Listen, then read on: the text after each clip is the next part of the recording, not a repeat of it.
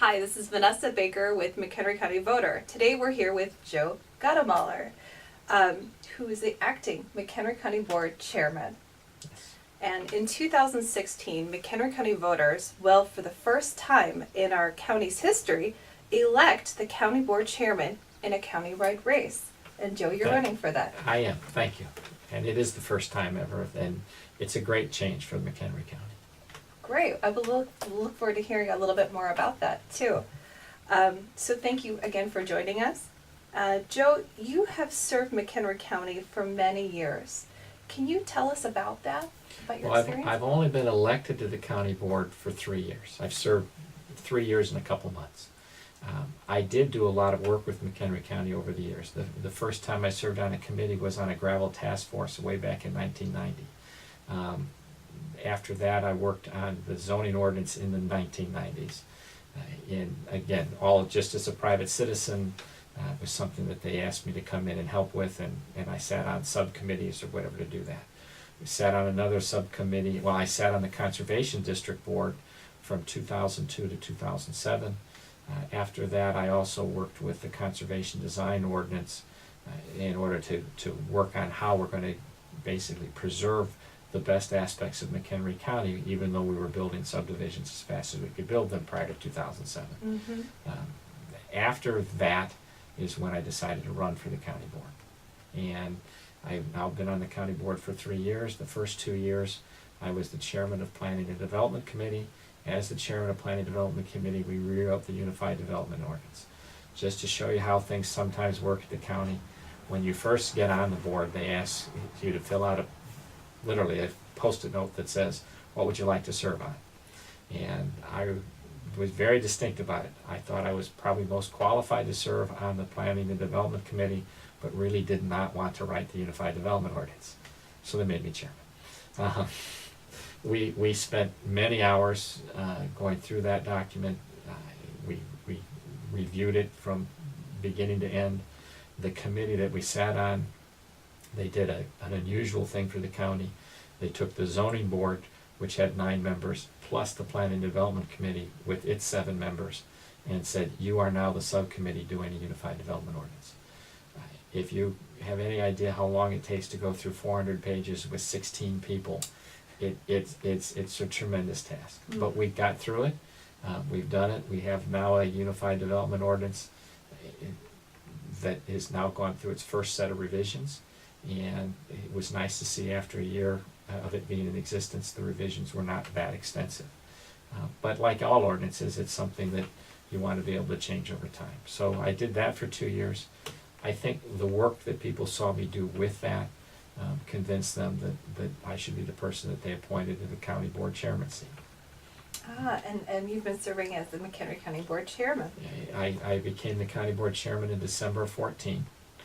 When the new term came up, that was I was one of the lucky guys that I drew the short straw when they reorganized after the census, and so I got it. Everybody gets either a 2-4-4 term or a 4-4-2 term. So in other words, they draw out of the hat. In a 10-year time period, you're going to run 3 times.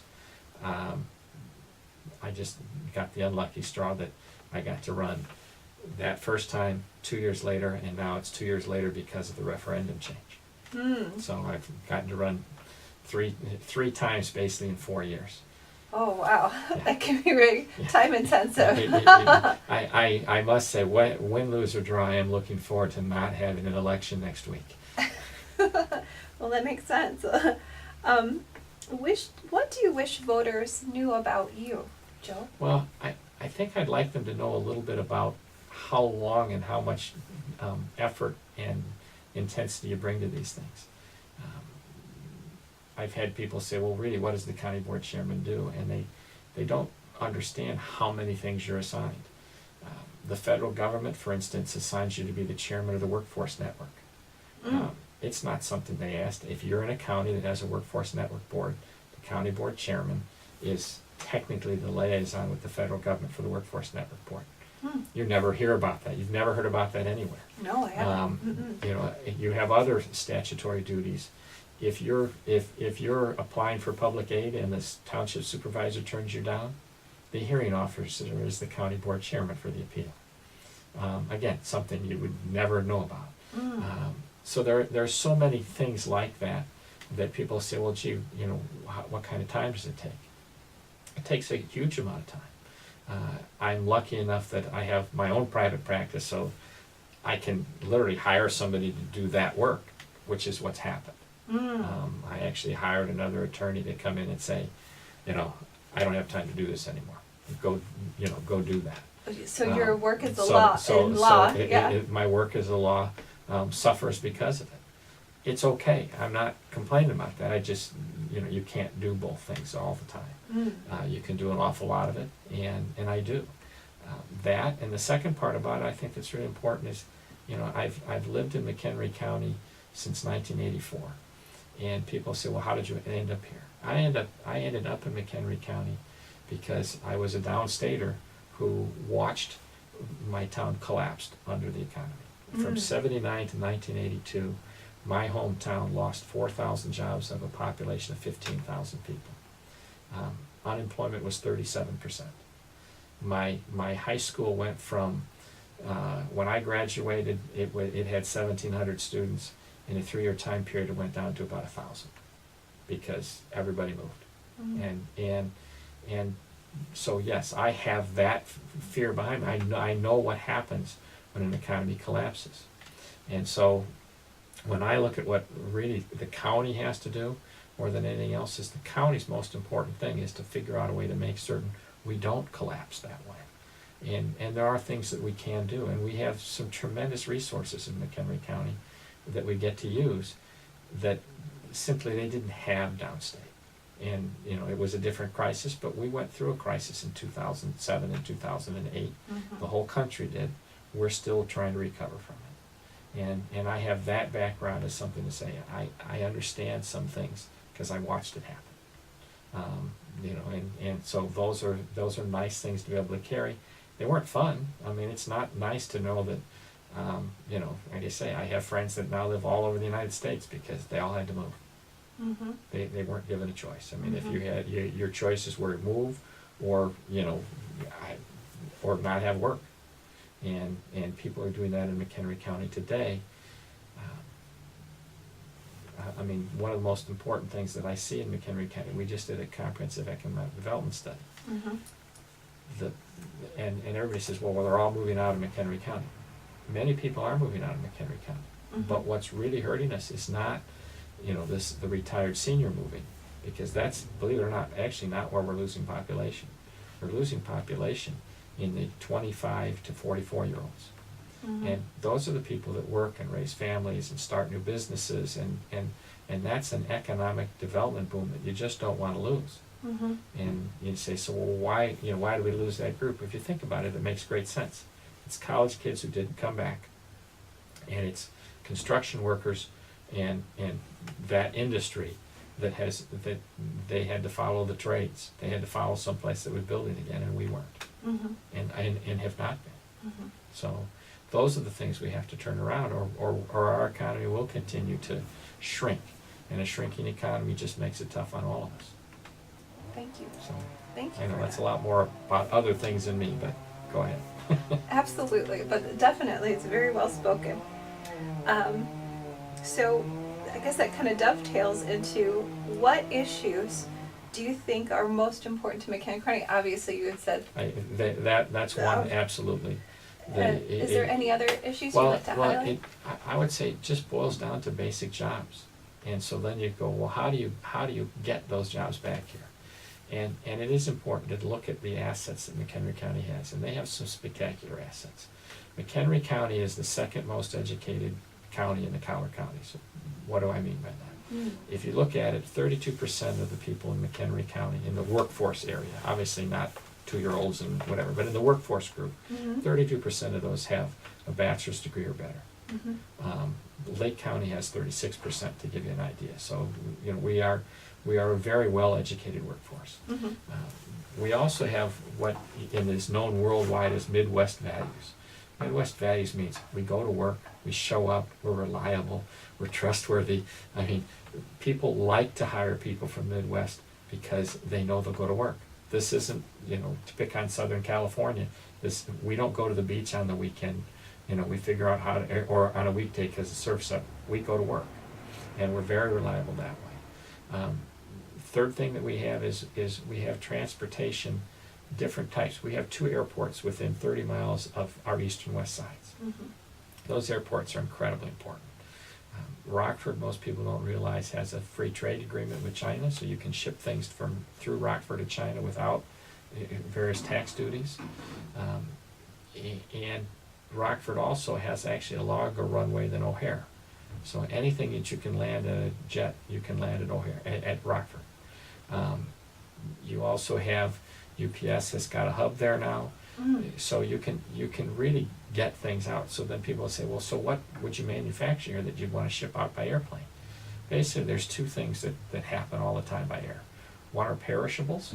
So if you were growing flowers in a greenhouse, you can ship them anywhere you want in the world, doing that. And that same thing goes with food and food products and what have you. And we have a great agricultural industry here, and we can use that. The second is small, high-value items. I use as an example, oftentimes, Lifespine just opened up in the last year or so at Huntley. Now, it's in Kane County side of the line, but it's a good example of it. They make, if you are having spinal surgery and they're going to do an implant, they make the implant. Right? So it's a relatively small item. You could probably put it in a shoebox, but it's a pretty valuable item. All right? There are many, many products like that in the world, and anything along the I-90 corridor is perfect for that because they can ship it to anywhere in the world, and they can ship it quickly.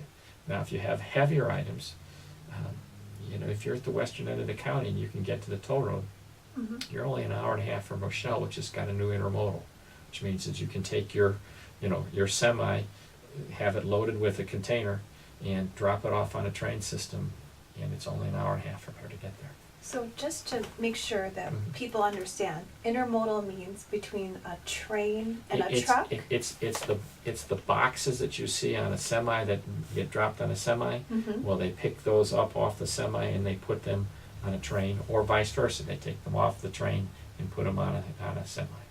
And they've built 2 of them in, there's 2 now that exist in Will County. There's now the one that's being constructed in Rochelle. The reason they took them out of Chicago is that you don't have to break the trains down. To give you an idea, and again, another example of something you learn as a chairman that you would otherwise not do. The last few years, they have been regional economic development meetings put on by all of the various county chairmen in McHenry, in Chicago and the Collier counties. McHenry County, for whatever it was, it's their turn next July. And we're the last of the 7 to do it, but it's our turn. But when I first, literally within 3 weeks of me first becoming chairman, well, maybe 4 weeks, whatever, I ended up getting shipped to Will County. And Will County explained their intermodal transportation system. Will County is the 3rd largest port in the United States for those cargo containers. Los Angeles and Newark, New York are the 2 largest in the world, or in the United States. Will County's 3. And what they did was they took a part of when the ammunitions plant closed and turned down, they had enough acreage that they could put a train line in it's literally 2 miles long. And what would happen beforehand is if you brought one of those trains from Los Angeles, it took 72 hours to get from Los Angeles to Chicago. It used to take 72 hours in Chicago to unload the train. With Will County, it takes 8 hours. Okay, so they're like, you can pull this stuff off a truck in 8 hours. You can lift it up and you can drop it straight in a truck or put it into transportation. The train moves a few notches forward and they load it up with something else. So you've processed a 2 mile long train in 8 hours, and that just didn't happen before. So that's that, and the 3rd one of those is in Rochelle. What's going on? To give you an idea, Joliet or Will County processes 4 million containers a year. Okay, so that's 4 million trucks landing on the road a year. It's had completely spin-off industries. very important to the agricultural industry. Prior to intermodal, to that being constructed, if you were shipping grain to China, it went on a barge, went down the Mississippi to New Orleans, transferred to a ship. The ships they've been using recently are too big to go through the Panama Canal, so you literally floated that ship all the way through around South America into China. Now, you fill up a container. 3 days later, you take the container off and put it on a ship in LA, and 2 weeks later it's in China. And it's like, well, why would you do that? You realize how much stuff spoils as it's going down the Mississippi and then all around. I mean, the spoilage is just gone. So there are now groups that are shipping American farm products in containers back to China. And they unload the containers there and fill them back up with something to send here. So that's what an intermodal does. It's close. I mean, an hour and a half seems like a long time, but it's not a long time versus doing an overhaul trucking line. And if you can take 2 miles worth of cars back, if you're shipping it to China, it's a long way. If you're just shipping it to LA, or to the next intermodal to take it off, it's actually much less expensive than to put it on a truck and have somebody drive it across country. Absolutely, great. So Joe, that is a really terrific project that you were a part of. Are there any other projects that you wish to highlight for us? What we did that I mentioned that 7%. Right. In the last year, McHenry County just completed its first ever comprehensive economic development strategy. It was a project that we did in conjunction with Rockford, or Winnebago and Boone counties, which is Rockford and Belvedere. They updated theirs. We got our first one. It actually explains most of what I've talked about today, and explains how it put together and what we need here to do that, because that gets you to the next part, which is transportation. We don't have any interstate highways in McHenry County that we have access to. Yes. So you have to, so our secondary roads, our Route 31, our 47, our Randall and Rackow, our Route 120, those are all very important roads to get people, to get goods and people to the highways. And that's really what the county's job for transportation is, to do the connections between places. In our case, it's not connections necessarily between towns, it's connections between us and the interstate. Yes. And so those are the things that study really shows. And it's a great study. I will tell you, it's a hard read. I read really fast. It still took me 8 hours, and it's only 40 pages. Yes, a lot of content. We can put a link to it in this article. Please do. Yes. I know the county has it online at their website. Well, great. Thank you for that. Well, since I'm doing that job now, I'm not really thinking that I'm going to have a brand new slate. But what we are looking at, in fact, what I just left this morning before coming over here, was the legislative committee meeting. We have been discussing. There's a couple of regional groups that the county's involved in. Chicago Metropolitan Agency for Planning is McHenry County, along with the Collar counties and Cook County.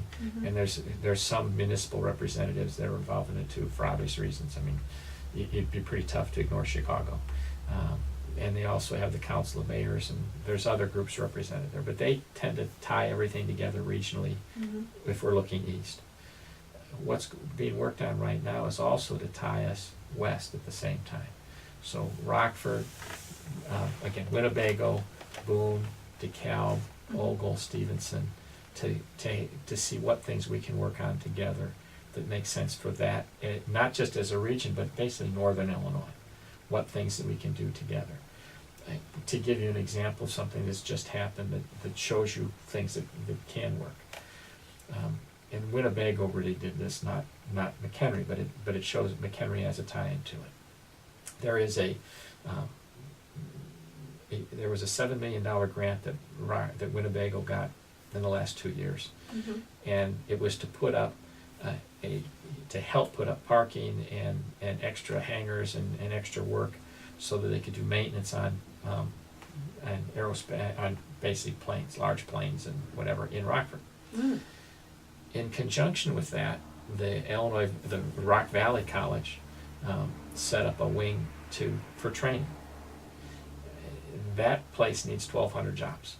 And they need, it's mechanical, it's aircraft maintenance, they're good jobs, Oh, yeah. right? Yeah. Well, they've reached out to McHenry County College to help with some of that training, right? Those are great jobs for people to have. Mhm. And by the way, if you get trained there, you're also qualified to work at O'Hare to do the same stuff. So those are the kind of things that as a region we have to look at, because one place isn't going to generate enough people to do all that work anyway.